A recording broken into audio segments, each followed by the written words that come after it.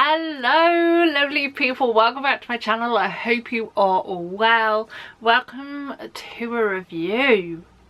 We didn't put it in inverted commas that right now, but we shall, and it is in the title as inverted commas. Sorry, there is also a fly around my room. It won't let me catch it, it's very rude. Anyway, enough of my problems. Welcome back to my channel if you have been here before. Welcome to my channel if you are new. Today we are doing the second of two videos on a show, that show being Midsummer Night's Dream at the Rep in Birmingham. So if you want to know my thoughts and feelings on this show, stick around, we'll get into it in 2 whole seconds.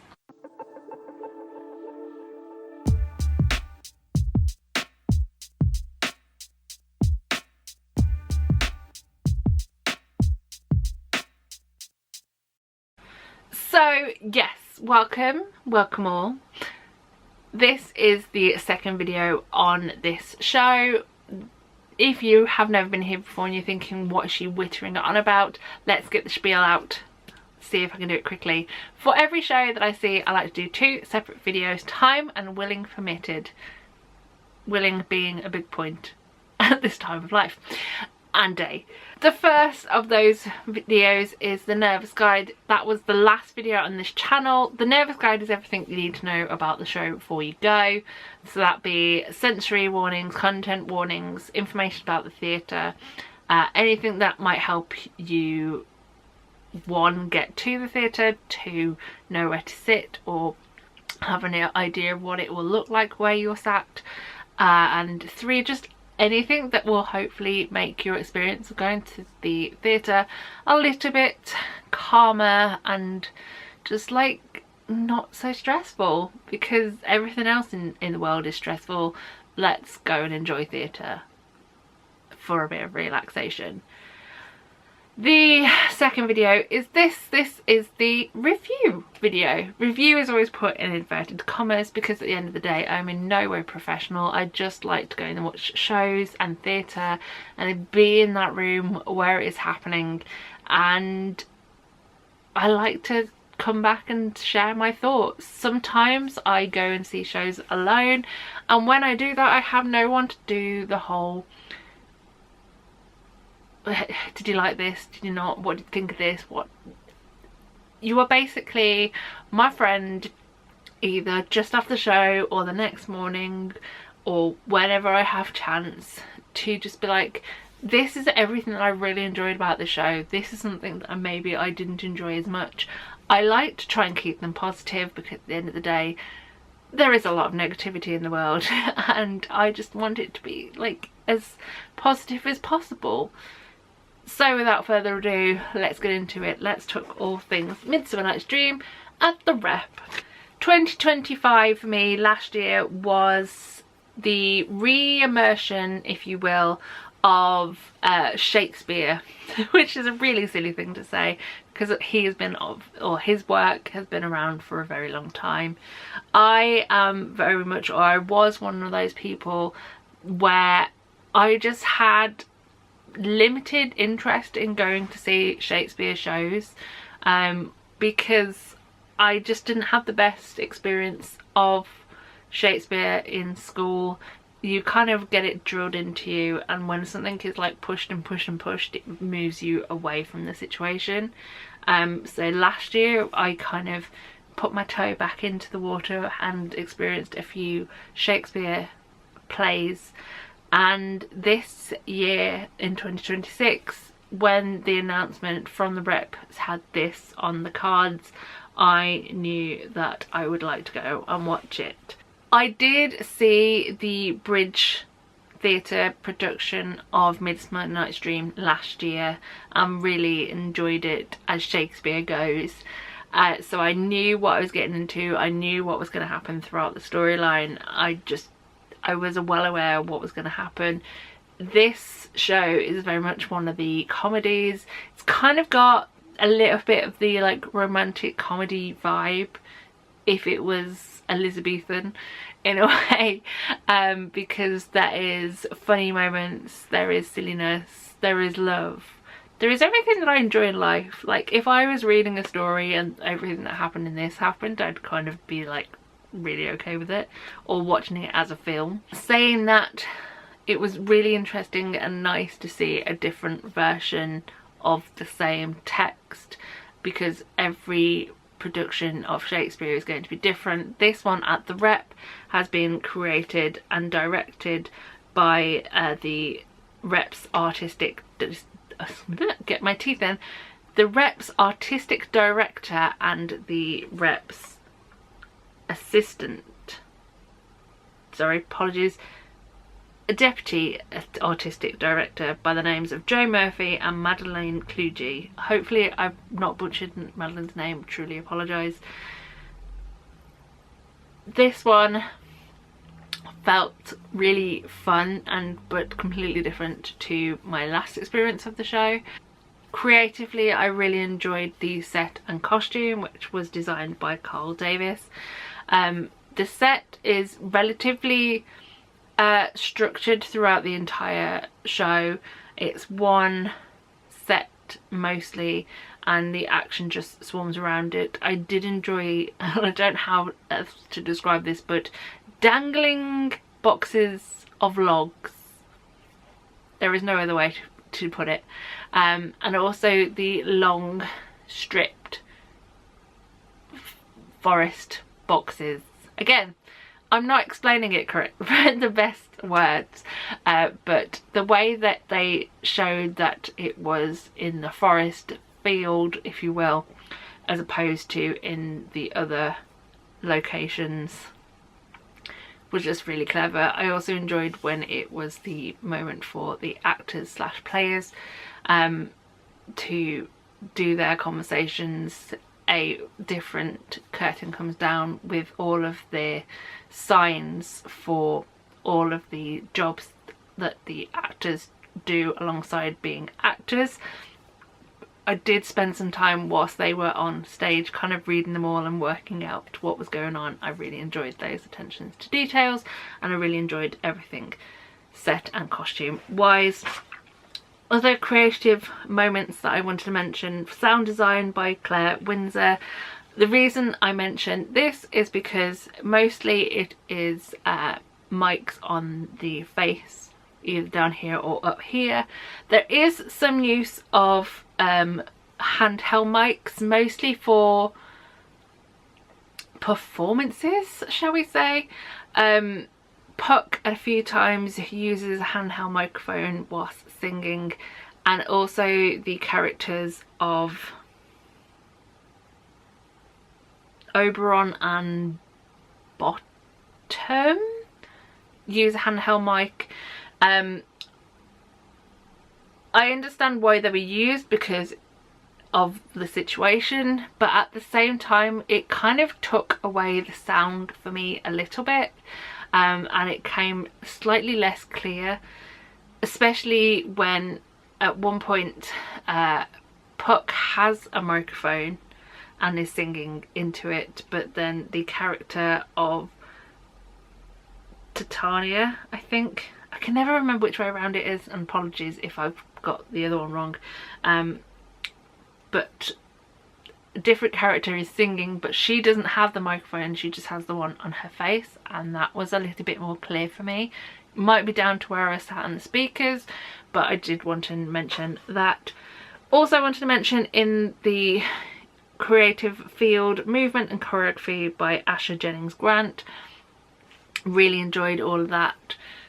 Worked really well, especially again in the performance towards the end, where the main leads, if you will, are on the sides and there is the play within the play going on in the middle. I quite enjoyed how that was all put together, especially with different little moments, including one character being the moon and having a head torch and blinding everyone. It was amusing. And also related to that, the fight director, which is Kev McCurdy. Same reason, not really in the performance, but in the kind of more physical things. Really enjoyed those moments, so I wanted to mention those. Moving on to the cast, let's get into those. Firstly, this cast is perfection. Bravo to casting director, which is Mark Frankham. Just everything about it worked really well. Firstly, you have the quartet, if you will, of young lovers, which are Hermia, Demetrius, Helena and Lysandra. Now, thing to mention, and I know that a lot of people's reviews who I've read mention, is that the one character, Lysandra, is normally Lysander, because they have changed from an actor to an actress. So there is 3 girls and 1 boy, essentially. I quite enjoyed that. It doesn't take away anything, it only really adds. It's nice to have different representation in a Shakespearean play like this, and I quite enjoyed it. Playing those roles we have Hermia, who was Isabel Adamako Young. Hopefully I pronounced that correctly. I'm going to butcher everyone's names and I'm just going to apologise point blank now. We have Demetrius, which is Quasi Mahmood. We have Helena, which is Charlotte Wallace, and Lysandra, who is Evie Ward Drummond. I really enjoyed the character of Helena in this one. When I saw the bridge version, and I know I shouldn't compare, Charlotte's portrayal of Helena is really good, and she just felt like she had more, like, I don't know how else to put it, but more backbone to her. Like, she is obviously deeply in love with Demetrius, who at the beginning is deeply in love with somebody else, but I don't know how to put it. I just really enjoyed that portrayal of that character. We're moving on. Next we have what I like to call the players slash fairies, because they have 2 roles in the show. So playing the roles of Starveling and Cobweb, we had Lottie Beck Johnson. We had playing the roles of Snug and Moth, Kieran Hamilton Amos. Playing the roles of Snout and Mustard Seed, and also, more importantly, the Wall, something you won't get unless you see the show, but amused me greatly. We have James Tanton. Playing Quince we have Hannah McPake, and playing Flute and Peasbottom we have Lisa Zara. I love them as a group, alongside the final member of that group, which is Bottom, who was played, should I say, by Omar Malik. I really enjoyed that group a lot, and yeah, it was some of my favourite moments were between that troupe, if you will. Like I said, the person playing Bottom, which was Omar Malik, was hilarious. From the first scene he's in, every time he's then on, you are kind of keeping an eye. He's obviously also the character who gets turned into an ass at some point, and the comedic moments that go on during that time, it's just really funny and played brilliantly by Omar alongside his lover, if you will. Speaking of that lover, if only for a brief time, we have the roles of Theseus and Oberon, who are played by Hayden Oakley, a person who I've seen act in multiple different shows before. I really enjoyed seeing a different side, if you will, to Hayden, because I've only really seen him in musical based things. His moments alongside Bottom were excellent. The moment he whipped out his microphone at one point and started singing I Want to Know What Love Is by Foreigner? Starship. One of them. I wasn't alive when they came out. I can be wrong. Just perfect moment. I was just like, I love this so much.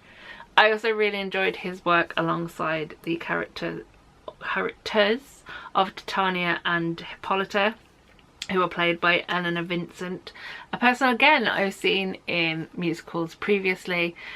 Literally for the entire first act of this show I kept staring at her and I was like, I literally know you from somewhere. Where do I know you from? helped me, and it took me pretty much the entirety of the interval to work out that I saw her in Sylvia a few years ago, and I was like, oh my gosh, of course. So it was really nice to see Eleanor again in something,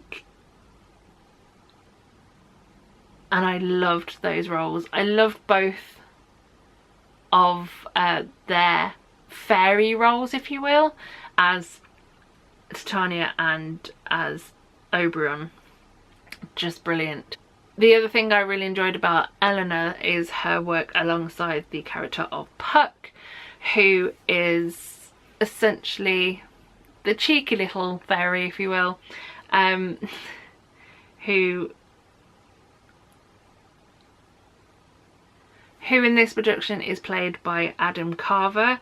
Adam has so many strings to his bow in this show, because on top of being Puck and also kind of side character of Philostrate, he also is behind some of the additional Puck songs.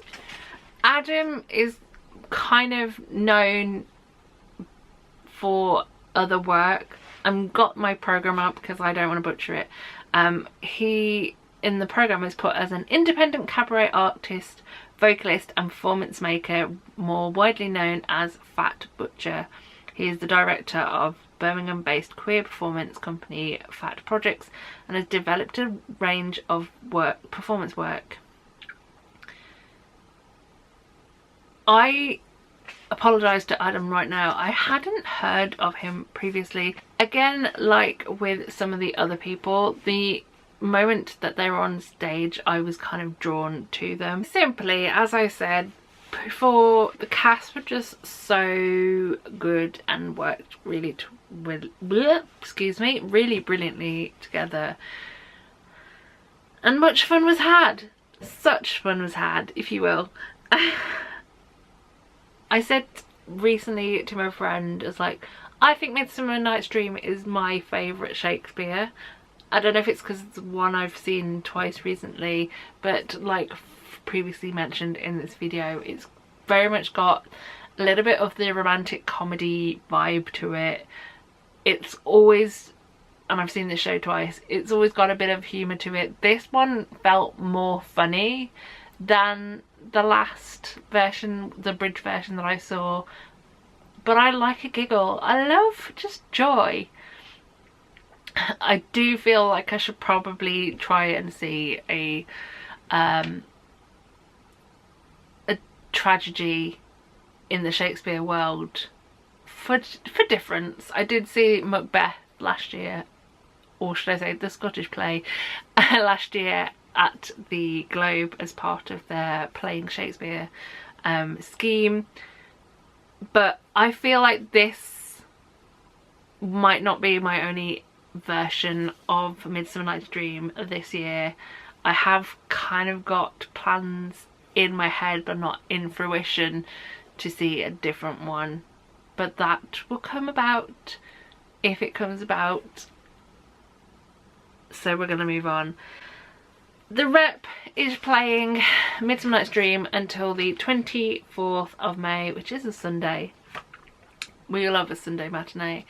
I would 100% recommend grabbing yourself a ticket to this show. It is fun, it is a little bit silly, it's just a joy, and yeah, go and get yourself a ticket if you are anywhere near the Midlands. But all that's left to say now is the usual. Thank you very much for watching. Have you seen this show? Would you see this show? Are you a Shakespeare fan? Are you not a Shakespeare fan? Many a question for asking. Thank you. Hope you reply, and thank you for replying. All that's left to say for me is now this so long farewell, Auf Wiedersehen and goodbye. Bye everyone.